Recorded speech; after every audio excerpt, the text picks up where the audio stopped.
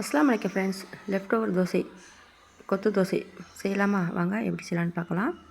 ஒரு கடாயில் தேவையான அளவு எண்ணெய் ஊற்றிக்கலாம். 2 பெரிய வெங்காயம், அது கூட கருவேப்பிலை, 2 பச்சை மிளகாய் சேர்த்து ரொம்ப வதக்காமல் எடுத்து சாப்பிடும்போது நரிச்சு நரிச்சுன்னு இருக்கிற மாதிரி வதக்கிக்கலாம். அது கூட ஒரு பெரிய தக்காளி ஒன்று சேர்த்துக்கலாம். இப்போ ஒரு ஸ்பூன் இஞ்சி பூண்டு பேஸ்ட் சேர்த்து அது கூட பாதி குடை மிளகா, ஒரு கேரட் துருவி போட்டிருக்கேன். இதையும் சேர்த்து நல்லா வதக்கிக்கலாம். எடுத்து சாப்பிடும்போது குடமிளகா வெங்காயம்லாம் நச்சு நச்சுன்னு இருக்க மாதிரி கிண்டிக்கலாம்.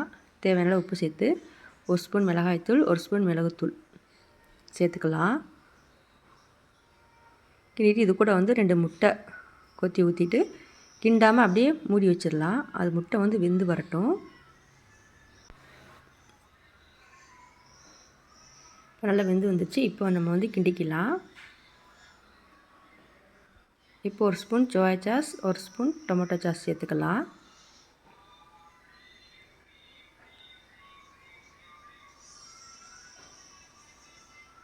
இப்போ சேர்த்து இப்போ தோசையை சின்ன சின்னதாக பிச்சு போட்டு கொத்து தோசை மாதிரி நல்லா கிண்டிக்கலாம். தோசை கண்டி வச்சு நல்லா கொத்தி கொத்தி விட்டு கிண்டினாக்கும் கொத்து தோசை ரெடி ஆயிடும்.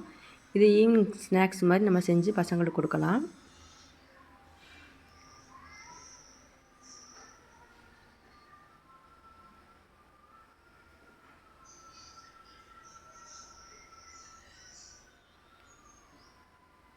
நீங்களும் இதுபோல் உங்கள் வீட்டில் செஞ்சு பாருங்கள்.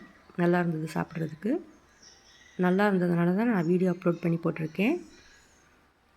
அஸ்ஸலாமு அலைக்கும். தேங்க்ஸ் ஃபார் வாட்சிங்.